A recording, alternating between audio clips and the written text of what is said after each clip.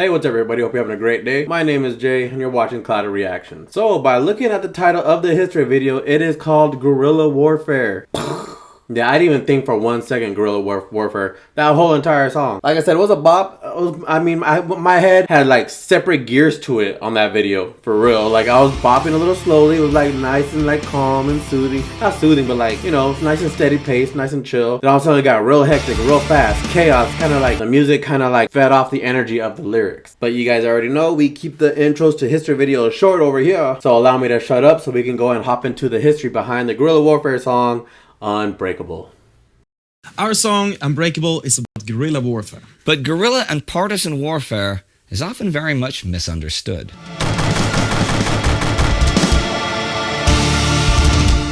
I understand that guerrilla warfare, you would have to do a lot of like surprise attacks. So I guess that I can see why, but they didn't make it really known that much. Like this song was about guerrilla warfare. You just assume that was about setting people up. Like I said, creating ambushes and such. But guerrilla warfare is a great way to encompass that. Sorry, I'll stop talking. I'm gonna stop talking. It's under crimson skies, hell's horizon. Our trap will spring unaware of our presence. They'll be marching straight to their doom. A hail of bullets flies from the forest to decimate a supply column. A knife cuts the throat of a collaborating politician. A bomb tears the crucial railway line apart. In total war, there are no unfair methods nor dishonorable techniques. There is just preserve one's own strength and destroy the enemy. Survive. That's the only rules of warfare. Do whatever you can to make it home. But what if the enemy enjoys not only numerical superiority, but technical superiority as well, when he marches freely through the country he has occupied, oppressing and tormenting the native population? Guerrilla warfare is often erroneously perceived as single-minded or even primitive, but this is only true on a technological level. Tolstoy once wrote that guerrilla war was raised in all its menacing and majestic power, and troubling itself about no question of anyone's taste or rules, about no fine distinctions, with stupid simplicity, with perfect consistency. The guerrilla or partisan fighter may indeed not rely on complex machinery, heavy weaponry, or even computers, like his enemy might have freely at hand, but he instead can overcome and even compensate for those disadvantages with iron conviction and the power of his intellect. Thus do the common folk become warriors. Need I bring up the Vietnam War? Time, man. Just because you have an edge, because you're technologically advanced, or you have the numbers, if you're not used to terrain, if you're not used to that area, it's going to throw your game way off. Especially if the equipment you're using isn't designed for that kind of terrain. It's not, designed for that kind of weather, that environment. So even though it seems like you're at an advantage, you're really at a disadvantage because you're relying too much on technology. Guerrilla warfare, like they said, simplicity, but I mean, it works. Some prominent examples in modern or nearly modern history are the fighting during the American Revolutionary War, the fighting in Spain against Napoleon, the Libyan struggle against Italy, the Moroccan uprising against France. Smaller or weaker forces, determined and seemingly impossible to catch, fought a war of attrition against a foreign oppressor. But if you hear the word partisan, you're generally reminded of the resistance fighters of the 20th century. Technically, the word refers to any resistance or guerrilla fighter that is ideologically or emotionally attached to a cause or side that they are informally associated with. So partisans can be of any variety of political convictions. But Sabaton were mainly thinking of the Soviet partisan fighters behind the German lines of World War II when doing this song. So I will focus slightly more on communist partisans in this episode. We are prepared for war, ready for fire. Stand by to charge. Okay, so the track was about a specific incident then? Or a specific group, which they're saying was about the Soviets? Lines of World War II when doing this song. So I will of any variety of political convictions. But Sabaton were mainly thinking of the Soviet partisan fighters behind the German lines of World War II when doing this song. So Yeah, they made no mention about that in the song, which is weird. That's weird. Because usually you can pick up a little bit of information that they like little hints, little clues, little crumbs, if you will. But yeah, I picked up none of that. I mean, I picked up the tactic. I picked up the strategy. I didn't pick up who was doing it, what nation they belonged to. I didn't pick up none of that. Telling you, man, last video, I was all off. Soviet partisan fighters behind the German lines of World War II when doing this song. So I will focus slightly more on communist partisans in this episode. We are prepared for war, ready for fire. Stand by to charge, counting down as they march into destruction. Their time has come. The father of modern guerrilla war may well be Mao Zedong, the leader of the Chinese Communists. In 1937, he wrote down his teachings about China's anti-Japanese struggle in his pamphlet Yu Qi Shan. Mao was determined to fight even the most radical war to free China from both external and internal enemies. Not only was his impoverished country occupied by the Japanese, but he was also opposed by the Chinese nationalists under Chiang Kai-shek. To achieve his goal, to become strong enough to face his enemies in the field and take control of the country, he and his forces had to rely on tactics that were both conspiratorial and hidden. Sabotage and terrorism were tools to liquidate collaborators and reactionary elements of the state, like police and politicians. But kidnapping hostages, strong-arming merchants, and gathering information were just a step on the way. The goal was the liberation of the country, and this was only achievable by liberating its people, right? Mao and his men had to rely on the support of the masses, on the common folk to supply them with food, volunteers, information. Despite their readiness to use violence, the war was as much about propaganda and political agitation. Explain, persuade, convince, said Mao. This way, you draw the will of the people to your cause. And in an area sympathetic to his partisans' cause, the invaders had to see every man, every woman, and every child as a potential agent of the opposition. The guerrillas would be here, there, everywhere, and nowhere. And there were thousands of eyes watching the enemy, always watching. It was crucial for their survival to keep the initiative, and the guerrilla would only engage the enemy under conditions of their own choosing. Guerrilla warfare was about distraction and surprise, about mobility and deception. The enemy would unknowingly move into a trap where short, vicious fight would destroy them.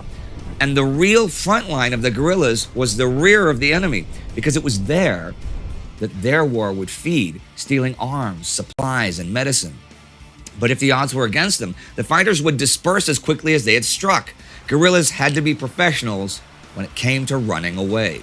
They were not to stand and fight, and never be dragged into a fight where their freedom of movement was limited. If they became static in their tactics, if they became unorganized, then they would be nothing more than vagabonds, bandits, and anarchists. All this proved to be true, not only to Mao, but to others on the European continent as well.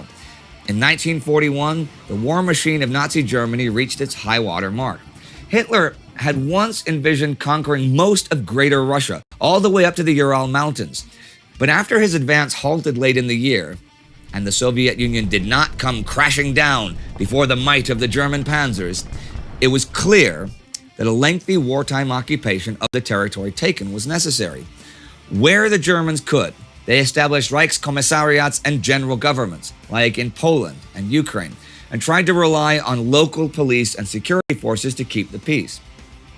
But even in Poland, occupied right from the start of the war, the Germans failed to destroy the underground resistance movement, the nationalistic Armia Krajowa, whose actions would culminate with the Warsaw Uprising in 1944, sabotaged the German war effort and kept the spirit of a free Polish state alive, until the movement was crushed, though not by the Nazis, but by the Soviets. The Germans had to deal with organized resistance groups on all fronts, though.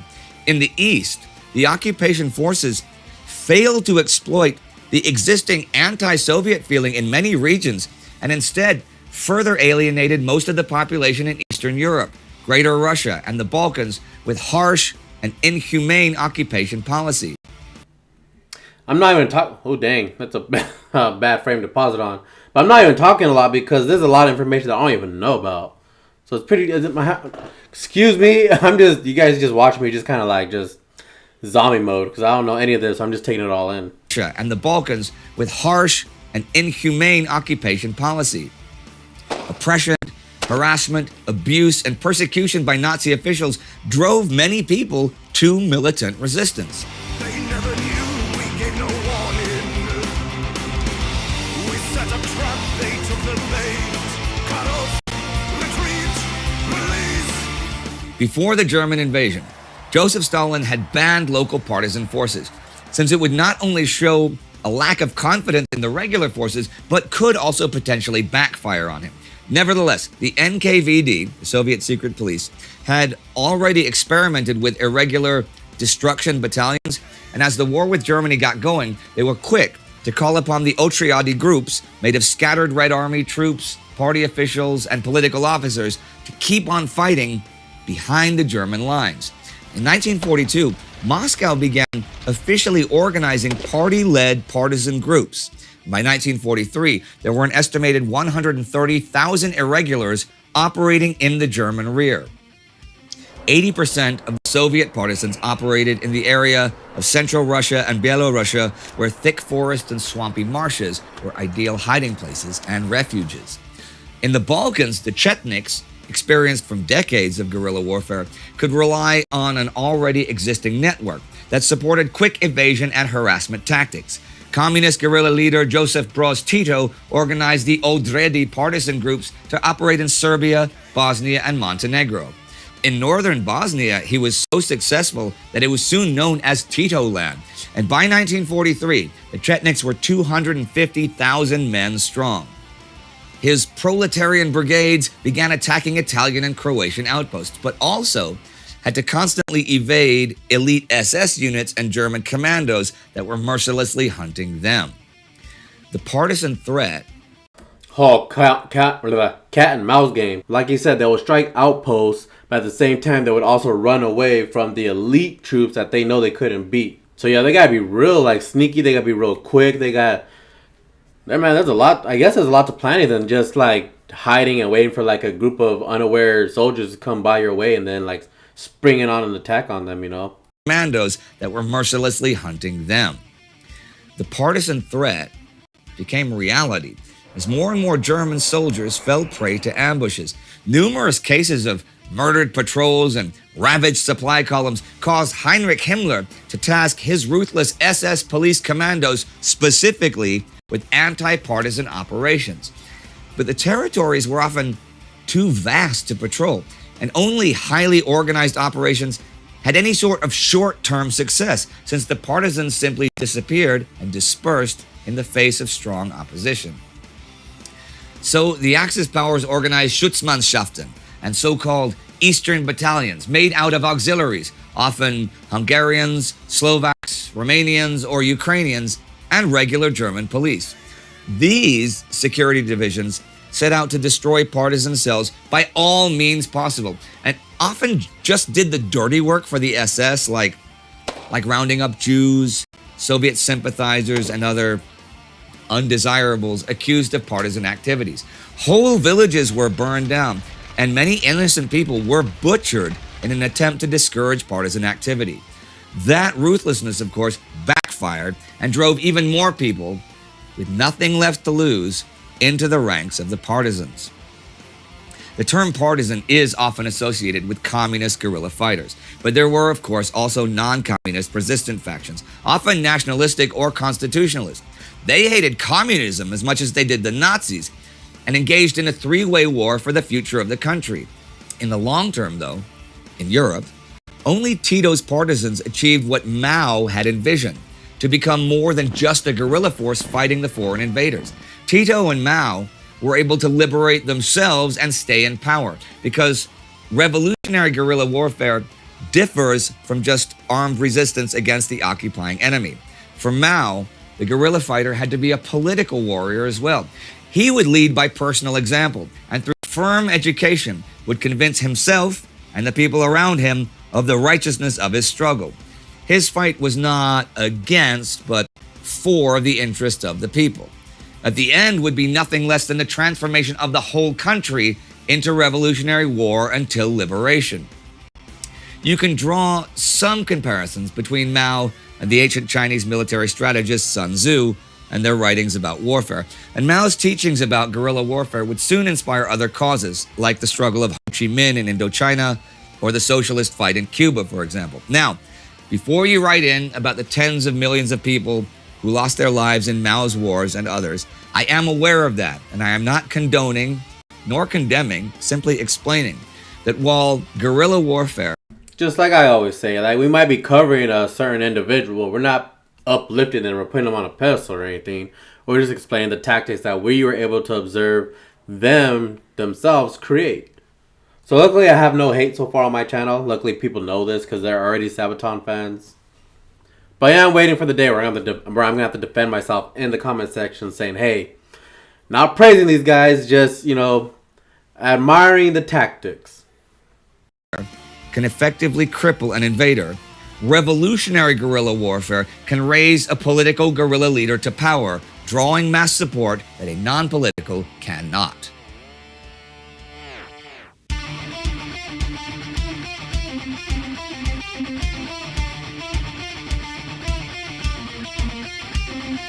Victims of the ambush, stains the ground with blood, fields of execution, murderous plans. Now, when you wrote this, because this is the lyrics are a little more, they were complex for me and Marcus to do the writing Guess for. why? Because, you know, like a song like, you know, 40 to 1. Okay, that's pretty obvious. Yeah. You know. This becomes a little bit more tricky. Yeah. And the story behind the song has a bit slipped out of our minds. Okay. So we found the story. Obviously, we are trying to find stories. It's for the Art of War album. Sure. So we are trying to find stories that connects to each individual chapter of Sun Tzu's The Art of War. For this specific chapter, we found many events. Yeah. And I think that we focused on one of them, and then we forgot which exactly event it was. So thank you for reinventing and doing research and finding out about a song that we basically forgot what we wrote about. Well, that was funny because it was Marcus who did the first research for this and gave me a draft, and then I tweaked it and changed it and stuff. And we talked a little bit about, well, we want to get some more the difference between revolutionary guerrillas and regular guerrilla warfare. Okay, sure, that's guerrilla warfare like you're used to. But if you have like Tito and Mao Zedong, this is revolutionary guerrilla warfare where you become an object of respect and adoration with your people, and that can actually lead to you actually running the country, which is not usually what you're trying to do with guerrilla warfare. You're trying to throw someone out of your country most of the time. So it's interesting to see the dichotomy there, and I don't know if that's exciting or boring for people, but that's what we were trying to do with this song that you forgot what it was about. It's a very interesting song as well. I mean, if you think about it, it's basically two songs melt into one. Yeah. Starts off slow, I said that too. very heavy, and this guitar riff that seems to go like down and very slow, and then it speeds up to become some classic rock song in the end. And it's why some fans have difficulties to really appreciate this song. And is there any specific? What's he mean by that? Fans have difficulty trying to appreciate it. They've had other songs where like the tempo changes.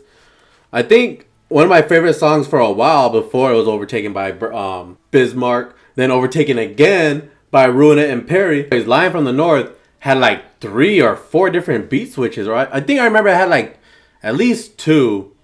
Then they had their solo. Then they also had like little mini interlude where like they went all female vocals.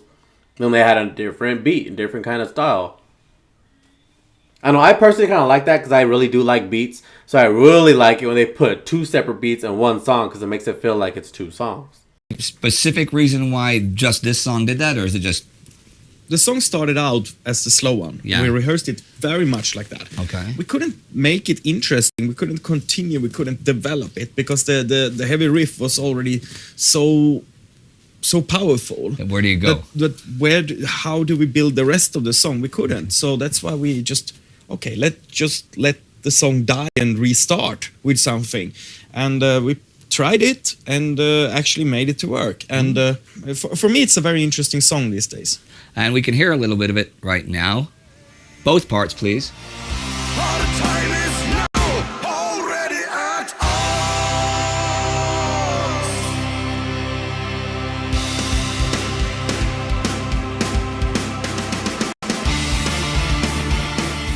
All right, and now, is it you that wrote the lyrics? Or Me and Joachim wrote the lyrics for this one, and yeah, I think we both had a little bit of a brain freeze afterwards, and over those. I might have found out already, but how did Par and Joachim meet? Like I know they've been making songs, or at least I think like since like 97 or 98 or something like that. Wonder how they met.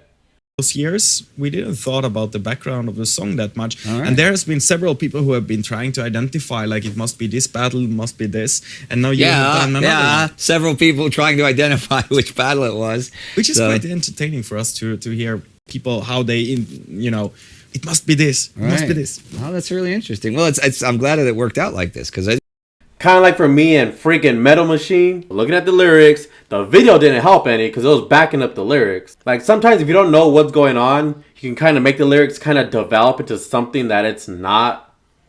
Which is, like I said, I think it's pretty interesting because that way there's like different, unique view takes on each song by different people. And what's awesome is those people get to like speak into existence and let other people know what they thought of it, what they thought it meant to them. And then, it creates this whole community of how many ways you can interpret a song, and it just builds up on that. So I think that's also pretty cool how sometimes if you don't know what the song is about and you just listen to the lyrics, sometimes it's either your imagination or something takes hold and you just run with it. this was a really fun one. This was the most challenging one so far to do the research and the writing for. I can imagine. Because you have to figure out how you're going to spin it and stuff. All right, well, I hope you enjoyed that song, and I hope you enjoyed that episode. So, Paris, say goodbye to everybody. Okay, goodbye everybody, and stay unbreakable.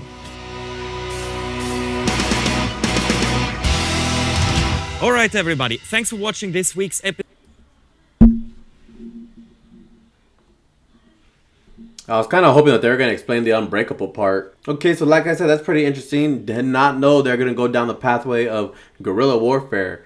But it makes sense that, like I said, that guerrilla warfare mainly uses those kind of tactics where you're hiding in plain sight or where the land is so big or like I said, the environment, you can easily hide into it. Anyways, I hope you guys enjoyed the reaction. I certainly enjoyed the video. And if you enjoyed the video, please leave a like because it really does help my channel grow. Really expands the audience, view pool, lets my video get out there more, hopefully get seen by more people. Anyways, y'all stay safe, stay blessed, have a good day, and I'll catch you guys in the next one.